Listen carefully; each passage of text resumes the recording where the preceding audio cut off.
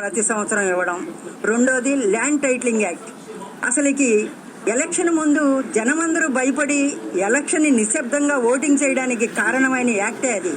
ఎందుకనంటే ఎవరు ఏ ఇంట్లో నివసిస్తే ఇల్లు మనది కాకుండా పోతుందేమోననే భయంతో దీని నుంచి మనం పరిష్కారం కనుగొనాలంటే నిశ్శబ్దమైన ఓటింగ్తో 151 సీట్లు ఇచ్చి కూటమి ప్రభుత్వాన్ని తీసుకొచ్చిన ఘనత ఈ ఆంధ్ర రాష్ట్ర ప్రజలది.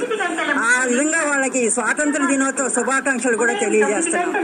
తల్లికి వందనం కింద ప్రతి మహిళకి ఎంతమంది పిల్లలుంటే అంతమంది పిల్లలకి 1500 రూపాయలు 15,000 రూపాయలు సంవత్సరానికి ఇవ్వగలిగారు.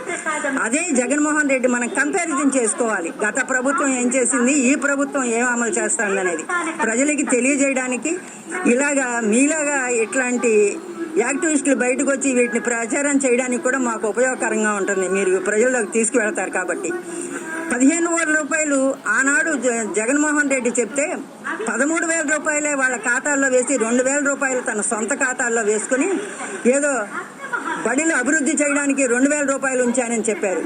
బడిలో అభివృద్ధి చేయడానికి 2,000 రూపాయలు ప్రభుత్వ ఖాతాలో నుంచి వేసుకోవాలి కానీ పిల్లలకి వేసిన ఖాతాలో నుంచి నువ్వెందుకు మళ్ళీ ఇస్తావు? ఆనాడు ఎవరు మాట్లాడే ధైర్యం లేదు. ఎందుకనంటే ఎవరు మాట్లాడితే ఎవరు అంతు లేకుండా అయిపోతారనే భయంతో ఎవరు బయటకు వచ్చి దాన్ని విమర్శించాలి. నిన్నే